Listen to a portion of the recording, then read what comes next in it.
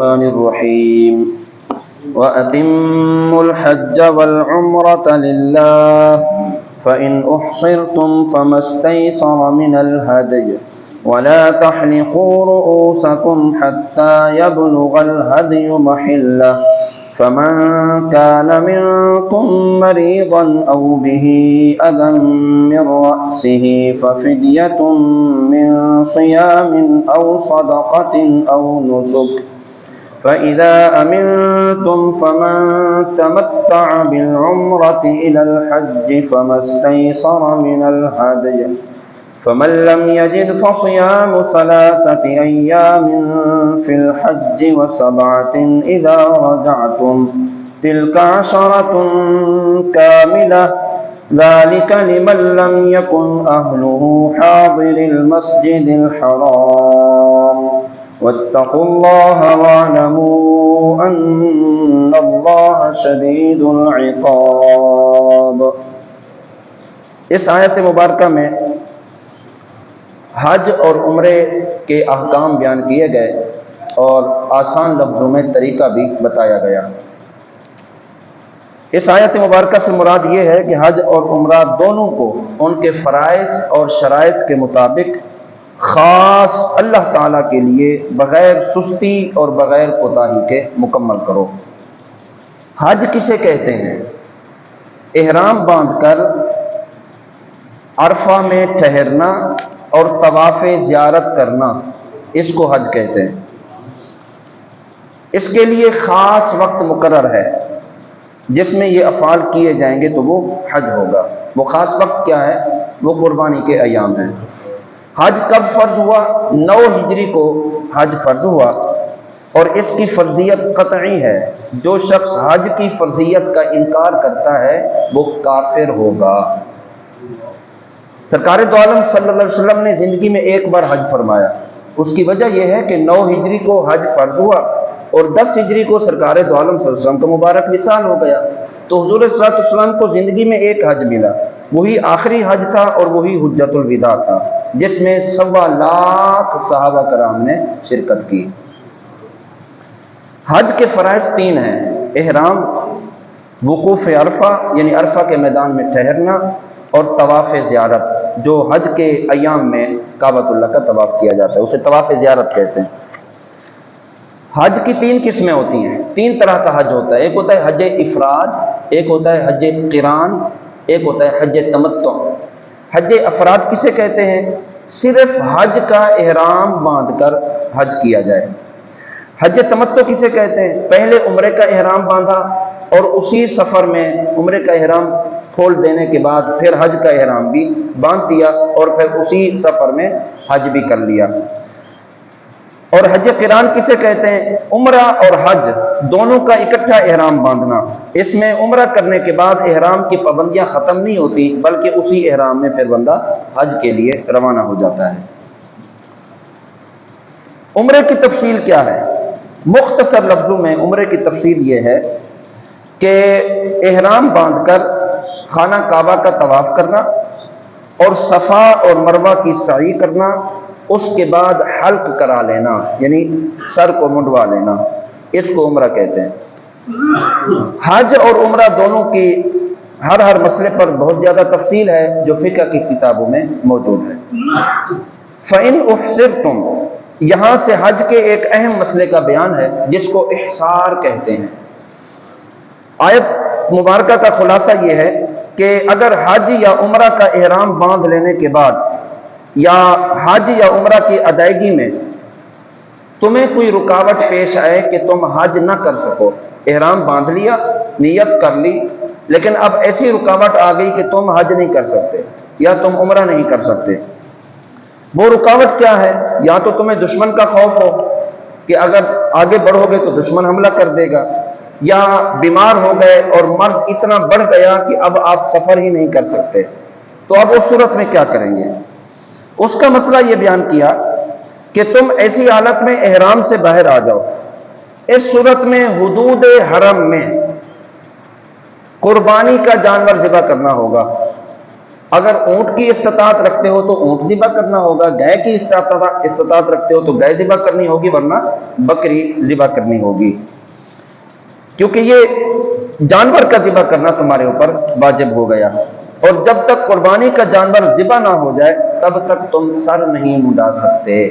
یہ ایک مسئلہ جس کو احصار کہتے ہیں، یعنی حج یا عمرے کا احرام باندھ لیا تھا، اب جب احرام باندھ لیا جاتا ہے نا تو پھر احرام کی پابندیاں شروع ہو جاتی ہیں۔ اب احرام کی پابندیوں میں بہت ساری چیزیں، خوشبو بھی نہیں لگا سکتے، سلا ہوا کپڑا بھی نہیں پہن سکتے، اور بھی بہت ساری چیزیں ہیں۔ تو جب پابندیاں آپ پر آ گئیں لیکن آپ اب عمرہ کر نہیں سکتے، مجبوری کی وجہ سے حج کر نہیں سکتے، اب اس احرام سے باہر تو آنا ہے۔ احرام سے باہر آنے کے لیے آپ کو جانور ذبح کرنا ہوگا، جانور ذبح کرنے کے بعد سر منڈانا ہوگا، اس کے بعد آپ احرام کھول کر سلے ہوئے کپڑے پہن سکتے ہیں۔ آگے فمن کان منکم مریضا، احصار کے بعد ایک اور مسئلے کو بیان کیا، وہ یہ ہے کہ حالت احرام میں بال منڈانے کی اجازت نہیں ہوتی، جب معاملات مکمل ہو جائیں اس کے بعد آخر میں سر منڈانے کی اجازت ہوتی ہے۔ اسی طرح لباس پہننا، خوشبو لگانا، اس کے اعتبار سے بھی کافی پابندیاں ہوتی ہیں، اگر ان کے خلاف کریں گے تو دم یا صدقہ لازم آئے گا۔ حالت احرام میں اگر خوشبو لگا دی تو دم دینا لازم ہوتا ہے یا صدقہ کرنا لازم ہوتا ہے۔ حالت احرام میں، احرام کے ایام میں، یعنی شرعی طور پر آپ احرام سے باہر نہیں آئے لیکن اس کے درمیان آپ نے سلا ہوا کپڑا پہن لیا تو اس صورت میں بھی آپ پر دم لازم آئے گا۔ لیکن بعض صورتیں ایسی ہیں کہ مجبوری کی وجہ سے احرام کی پابندیوں کی مخالفت کرنی پڑتی ہے بغیر عذر کے، اور عذر کی وجہ سے ان کے افعال میں شریعت نے کچھ فرق رکھا ہے۔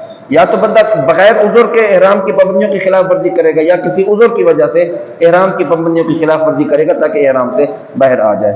وہ فرق کیا ہے وہ اس سادہ لفظوں میں بیان فرمایا کہ جان بوجھ کر احرام کی پابندیوں کی مخالفت کرنا، پتہ بھی ہے کہ احرام کی پابندیاں میرے اوپر لازم ہیں لیکن مخالفت کر لی، اب اس صورت میں گنہگار بھی ہوگا اور اس کو دم بھی دینا ہوگا۔ دم کیا ہوتا ہے؟ یہ جانور ذبح کرنا ہوتا ہے، دم بھی دینا ہوگا۔ اگر کسی مجبوری کی وجہ سے مخالفت کی تاکہ میں احرام سے باہر آ جاؤں تو اب گنہگار نہیں ہوگا لیکن وہ فدیہ دینا ہوگا۔ اگر مجبوری والے کو فدیے میں البتہ کچھ رخصتیں دی گئی، چنانچہ ارشاد فرمایا کہ جہاں دم کا حکم ہے وہ جرم اگر بیماری یا سخت گرمی یا شدید سردی کی وجہ سے یا کوئی زخم ہے یا پھوڑے وغیرہ ہیں ان کی وجہ سے اس کو تکلیف ہوئی تو اس کو کہتے ہیں جرم غیر اختیاری، اس کے اختیار میں نہیں تھا لیکن جرم ہو گیا، تو اس صورت میں دم کے بدلے میں 6 مسکینوں کو ایک صدقہ دے دے تب بھی اس پر پابندی ختم ہو سکتی ہے، یا پھر 2 وقت کا پیٹ بھر کے کھانا کھلا دے یا 3 روزے رکھ لے تو اس صورت میں اس کے اوپر سے دم کا جو جرمانہ ہے وہ معاف ہو جائے گا۔ اگر جرم میں صدقے کا حکم ہے اور بامر مجبوری کیا تو اب اس کو اختیار ہوگا کہ وہ صدقے کے بدلے میں 1 روزہ رکھ لے تو اس پر گناہ بھی نہیں ہوگا اور اس کا فدیہ بھی ادا ہو جائے گا۔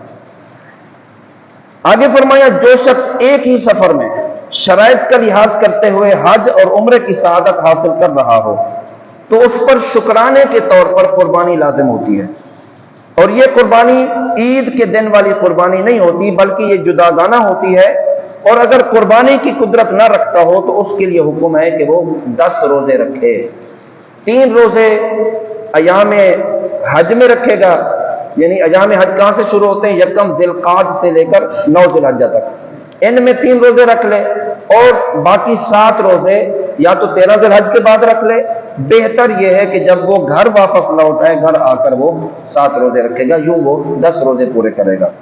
یہ اس صورت میں ہوتا ہے کہ جب ہمارے لوگ یہاں سے حج کرنے کے لیے جاتے ہیں نا تو وہاں پتہ کرتے ہیں قربانی کا جانور بہت مہنگا پڑتا ہے، اب بندے کے پاس اتنا اماؤنٹ ہوتا نہیں، اخراجات بھی کرنے ہوتے ہیں، تو وہ بندہ پھر اندازہ لگا لیتا ہے کہ یار اب قربانی کے بدلے میں 10 روزے رکھ لوں گا، تو یہاں سے اگر گیا جیسے ہی وہاں پہنچا یعنی ایام حج سے پہلے پہنچے گا تو 3 روزے رکھ لے، اور جب واپس لوٹ کر آئے گا تو پھر اس کو 7 روزے کرنے ہوں گے، یہ اس کی قربانی کا بدلہ ہو جائے گا۔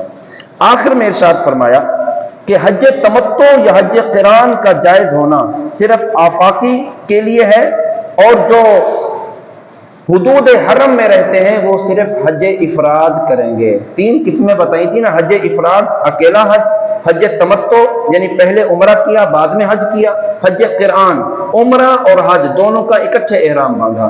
تو جو لوگ حدود حرم میں رہتے ہیں یعنی مکہ میں رہتے ہیں یا مکہ کے گرد و نواح میں رہتے ہیں، وہ لوگ صرف حج افراد کرتے ہیں، ان کے لیے صرف حج افراد کرنا لازم ہے، کیونکہ وہ وہیں موجود ہے۔ وہ عمرہ تو کسی وقت بھی کر سکتے ہیں، حج کے ایام میں وہ صرف حج افراد کریں گے۔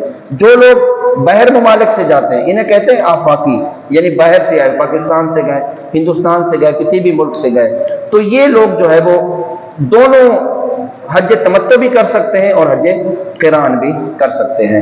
تو فائدہ یہ ہوتا ہے کہ وہ عمرہ بھی کر لیتے ہیں اس کے ساتھ ساتھ، اور اس کے ساتھ ساتھ وہ حج بھی ادا کر لیتے۔ جب حج کے ایام سے وہ باہر آ گیا، یعنی 13 ذی الحج مکمل ہو گئی، ارکان حج مکمل ہو گئے، اور حج زیارت طواف زیارت کر کے احرام سے باہر آ گیا، تو اب اس کے بعد اس کو 10 دن ملیں، 15 دن، 20 دن ملیں، اس میں وہ جتنے چاہے پھر طواف بھی کر سکتا ہے اور عمرے بھی کر سکتا ہے۔ تو یہ قرآن پاک کی آیت مبارکہ کی روح سے آسان لفظوں میں حج اور عمرے کا بیان آپ کے سامنے کر دیا۔ اللہ رب العالمین اپنی بارگاہ میں قبول بھی فرمائے اور ہمیں بھی سعادت عطا فرمائے کہ اللہ تعالیٰ زندگی میں ایک بار تو عمرہ اور حج کی سعادت نصیب فرما دے۔ وما علینا الا البلاغ۔